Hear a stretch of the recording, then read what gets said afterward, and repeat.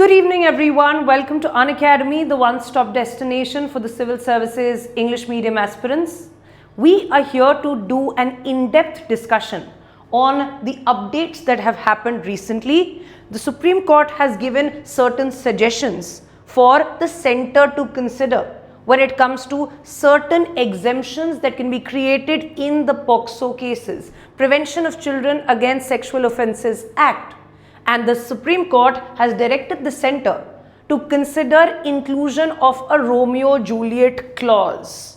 This is very important because this kind of an issue related to the misuse of POCSO has been going on for the last 6 odd months. Makes this topic extremely crucial for UPSC mains, the upcoming mains in 2026. Let's discuss everything under the sun associated with this issue. But before we do, an important announcement. As prelims is nearing 2026, you absolutely know the importance of practice. And what better than a very good test series? Which is why we have come up with the initiative called Unacademy Revision Test Series, URTS. Proper dedicated tests will be available, made strictly according to the changing syllabus or the changing pattern of questions that are asked, and these will be evaluated as well, and therefore you can make use of this for the upcoming prelims exam. For more information on this series, you can check the description box below and you will be able to understand the very good features of this. Let's now understand, these are just clips to give you the proof about how this topic was a recurrent topic for the last 6 months. Multiple newspaper articles were about, is judicial discretion important in POCSO cases? Does the court have to contextualize where the judgment is about sexual abuse and where the judgment is associated with consensual adolescent relationships? The issue with criminalizing adolescent relationships, protection against misuse. That means because of these clippings, we understand that this was an ever brewing topic. Before we move any further, let's break down this topic in a lot of ease. For that, you need to understand a term called age of consent. Age of consent means the age at which you are empowered enough to consent or say yes to any form of sexual activity that either you indulge in or that happens with you. In case you want to perform any sexual act, at which age will we or the courts or the law of the land consider this as a consent given with all understanding the consequences and being mature enough to be able to consent? And that age, that legal age in India is 18. This age is also backed by a law called the Prevention of Children Against Sexual Offences Act. This criminalizes any form of sexual activity with a person below 18 years of age. This is a gender neutral law. Gender neutral means if the sexual activity is even with a boy who is a minor, less than 18 years of age, that will also be considered as an offense.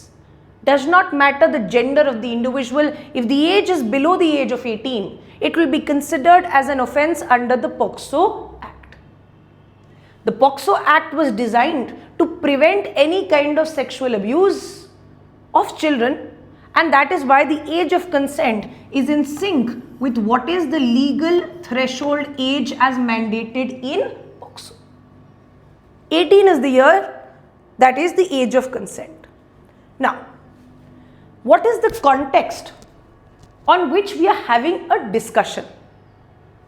Let's understand the many possibilities before diving into what the court said. Because if you understand what is the reality that is occurring, only then will you understand the dilemma with the courts as well as the government relating to POCSO. Okay.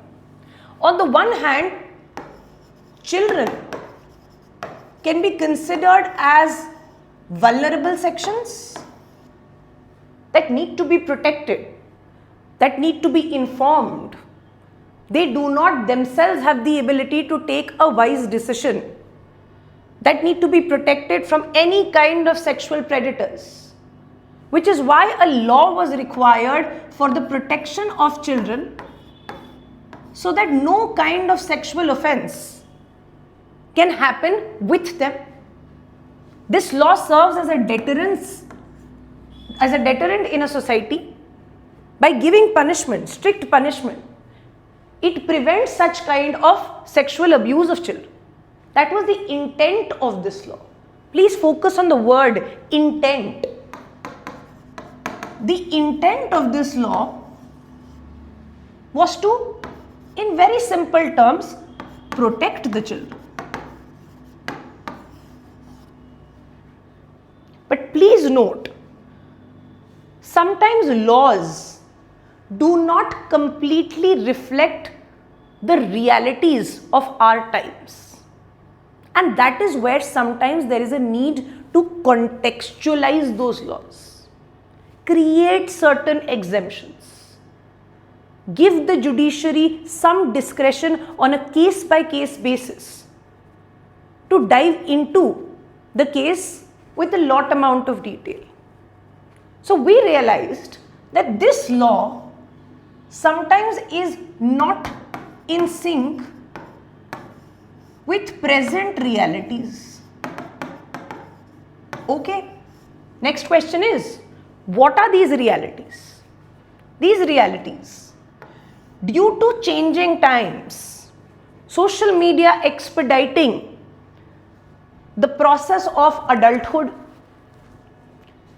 a lot of content on social media is exposing teenagers, adolescents to knowing a lot more than what earlier teenagers used to know, increasing their exposure, making them want to engage in romantic relationships. Cosmopolitan attitude, social media influence. As we would know, generally, now we say that what we were when we were 16, a 16-year-old is way more mature than what we were at that time. That means adulthood is expediting, it is fastening.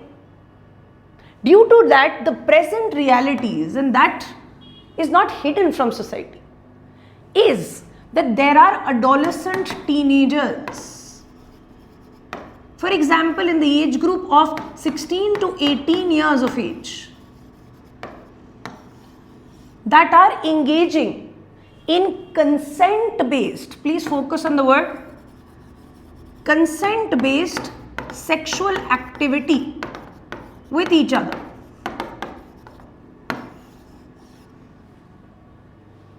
Now, since the strict directive of this law is no sexual activity below the age of 18, according to this logic, even these consenting individuals or adolescents involved in romantic relationships are also considered as offenders. They can be punished. They are creating or they are performing an offense. So therefore, this law, whose intent was to protect children, is in fact sometimes used to offend or to criminalize those children itself. Please note, whenever we talk about the criminal justice system and laws, very rarely there is a black and white. Sometimes the courts step in to interpret a different meaning of the same law on the basis of case by case basis. For instance, Even when we talk about criminal offense conducted by a minor or an adolescent, if they were 18 years of age, they would be treated as juvenile and the punishment could have been lesser. But courts in various cases have taken cognizance of the fact, and therefore an amendment could also be made where now if you are 16 years plus of age and you have conducted a crime as grave as an adult could perform, then you could also be treated while delivering punishment as an adult. This is an exception that we created. In this case, looking at a minor who has behaved like a major, like an adult, and has the ability, has the cognitive ability to perform such a grave crime. Here also we have created an exception. What I'm trying to say is that very rarely in society, law is absolutely in sync with realities. Sometimes there is a need to creating exemptions, exceptions. Why? So that it reflects social realities. Another problem why? So first problem was that this law, which was intended to protect the children, is in fact criminalizing the same children that it was wanting to protect. The second problem is with what the courts had also said, weaponization of this law. This basically means misuse of this law. Who is misusing this law? It is often the boy's family. It is often the boy's family that is a victim. Why? Because if the families of the consenting teenagers are against the relationship, and in Indian society, these adolescent relationships are not treated very favorably. It is not accepted. The girl's family, if not consenting with this relationship, if opposing this relationship, weaponize and use the POCSO Act to penalize the boy and the boy's family by saying that this is a case of sexual offense, not of consent-based relationship.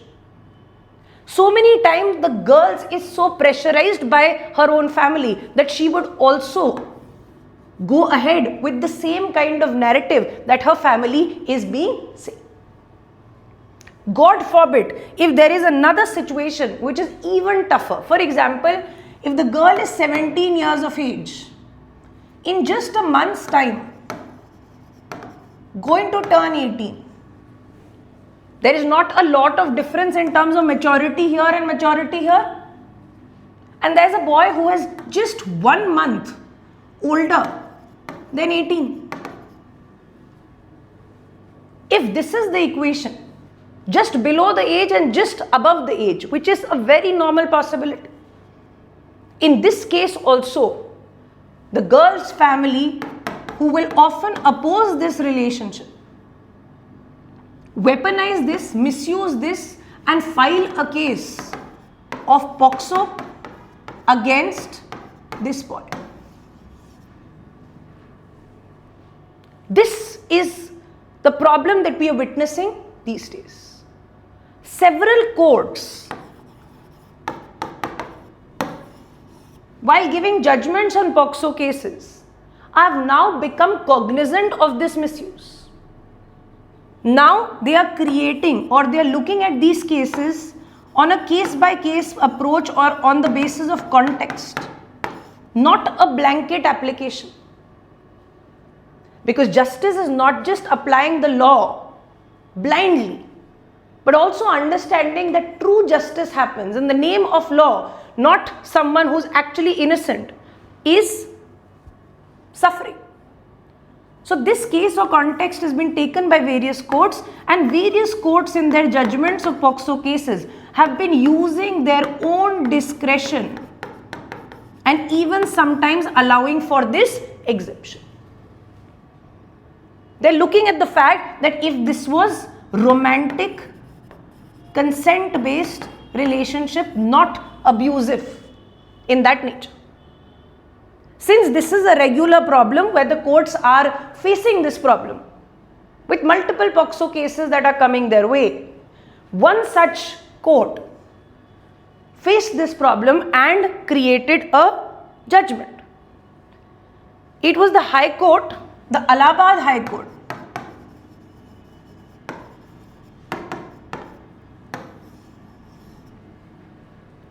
The Allahabad High Court in May 2024 made a judgment.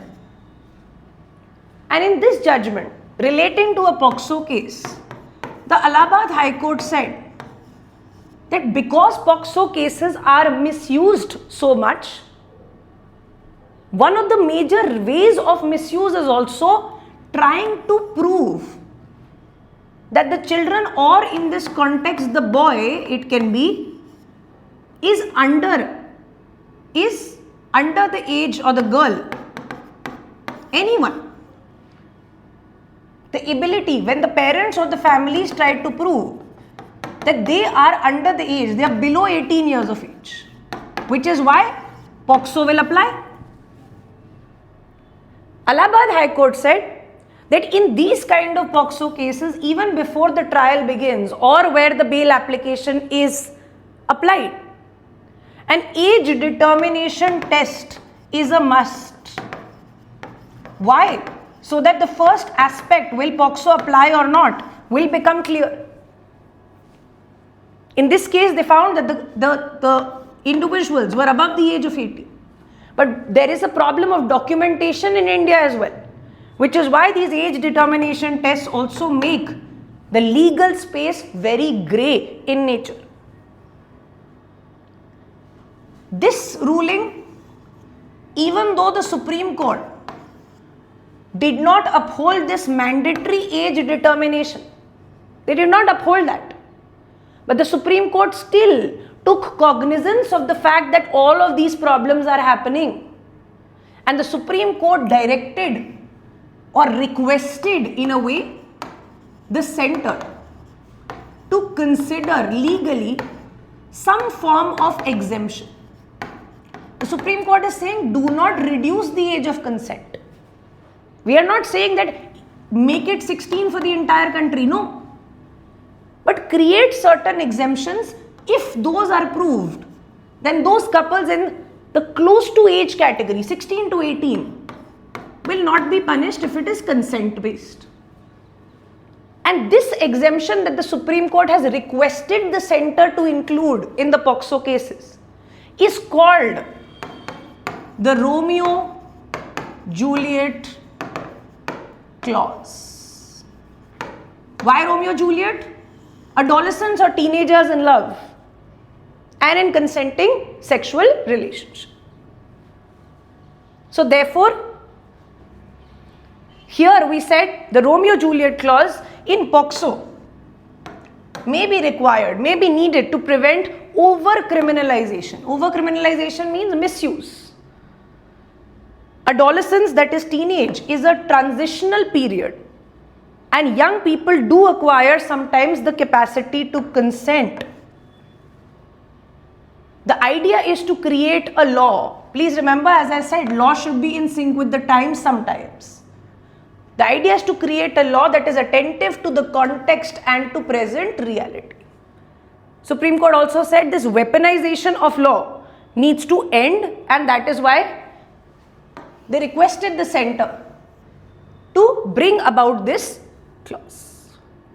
It is often invoked by families. This is written in the article as well. It is invoked by families to disrupt or punish the relationships that they oppose by using POCSO. Now, we are not just here to do news. This is not a news channel. My job is to give you the context, but my job is also to tell you how can this be asked in UPSC, exam and relevant for you. Once you have understood the context, it is important for GS paper 2 because there is a direct topic called vulnerable sections. In vulnerable sections, there are often questions relating to children. And in this context, since the matter is not decided, even earlier where this matter was taken as a public interest litigation and the views of the Centre and the Ministry of Women and Child Development were taken, they had completely denied and said no exemption, strict blanket ban. So since this matter is not completely decided, this matter could be asked in the context of a debate where we are required to present arguments of two sides. Should we make some context specific exemptions to POCSO? Can there be some exemption or exception? For example, can there be a Romeo-Juliet clause for adolescent consent-based sexual relationship? Other side of the argument will say arguments for a strict blanket ban, no exemptions, no context. Both sides have some amount of arguments that we should be discussing. Now this is important for the exam other than the context that I have given you. First things first, when you're giving arguments that yes, we should have an exception, times are changing, all these views, please note, are for the exam perspective. Disclaimer is, these views are not ours, these views are not personal. You need to develop certain examples, both sides, in case a question comes. So first things first, of course, since teenage now is a lot more exposed and changing, they are more aware, they have their sense of liberty, autonomy, they are aware in terms of social media, globalization, westernization, etc. So the first aspect is, yes, acknowledge their sexuality. And this is also seen. Why? Because this is real. The Calcutta High Court acknowledged that not all cases are of abuse, of torture. A lot of cases are not of exploitation. In fact, based on mutual relationships. Not acknowledging this and saying no, this cannot happen or this does not happen will be closing our eyes to reality. Second, of course, is, as the Supreme Court said, this law is being weaponized. It is being used for a purpose that it was not intended for. Misused by families in order to oppose inter-caste relationship, inter-religious relationships, and any kind of relationship of adolescents. Whenever the families oppose it, they want to punish the couple using POCSO as a tool. So in a way, we say POCSO has become a tool for moral policing of society.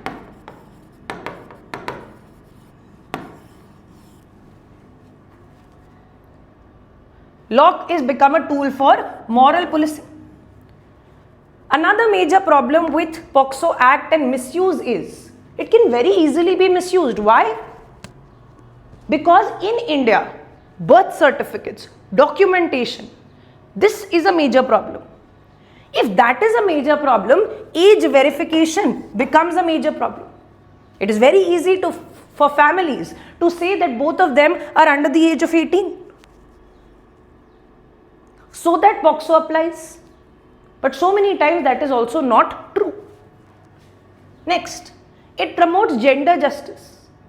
That means most of the victims under this have been boys because the girl's family has disproportionately filed many cases against them. According to also global practices and changes, there are various countries that have now created certain exemptions. Which exemptions? Close in age exemptions. If we can create an exemption in criminal law for 16 and above, here also close in age, 16 plus to 18. These exemptions can also be created according to this argument. Let's come to the next argument. No exemption, no changes, keep the strictness of the law. This argument would first say, the consent that you keep talking about, what consent? We do not accept anyone 18 years and below to have the mental capacity, exposure, or knowledge to be able to consent in the first place. So the consent that you're talking about below 18 years of age can be manufactured, can be influenced. It is not the consent that we believe in. Law prioritizes child protection over consent, and there is no meaning.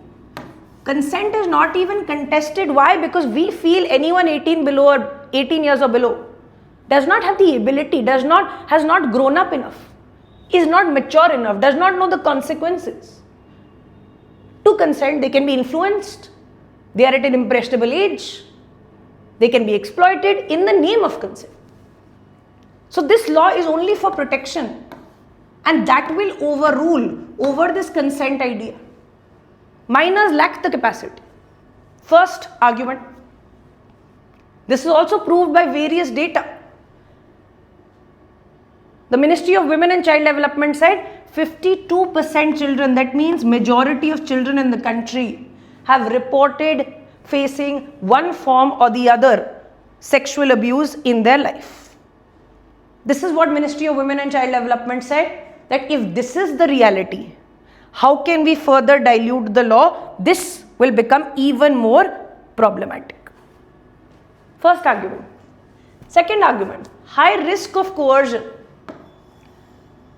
Individuals who criticize and oppose this ban and oppose this clause say that consent,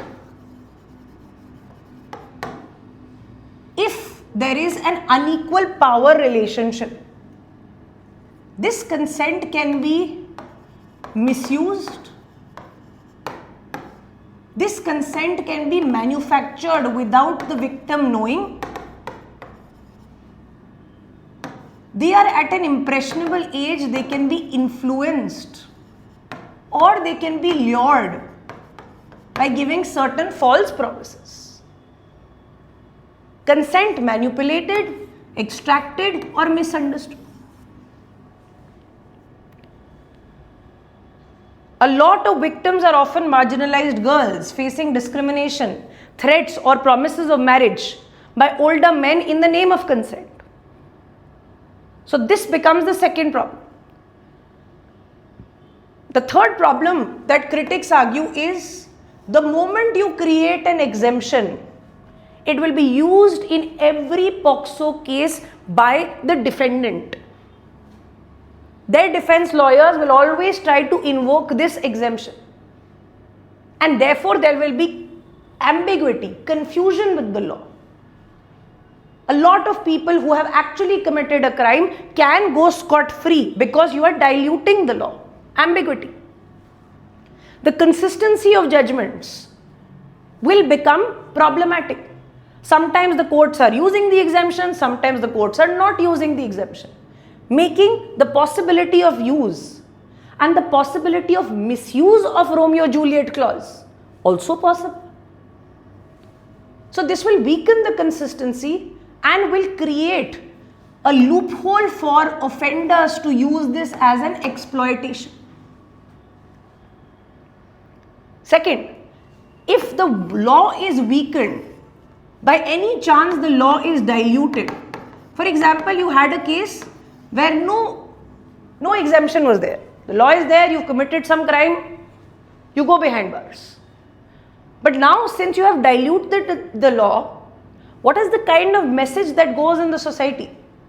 The message that goes in the society is that people will now not fear conducting or performing this offense as much as they feared earlier. It sends a wrong signal in the society. Next, it is a slippery slope. What do you mean by a slippery slope? Today we said 16. Okay, 16 can be an exemption. 16 and 17 years below 18. 16 to 18 can be an exemption. After 5 years, we are going to say this is also not enough. Now make 14 an exemption. Make 15 an exemption. So it is a slippery slope.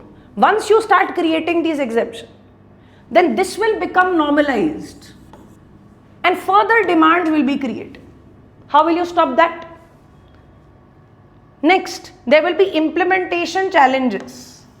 How will you train your law enforcement agencies to every time look at a case of consent or not? They are not so sensitized.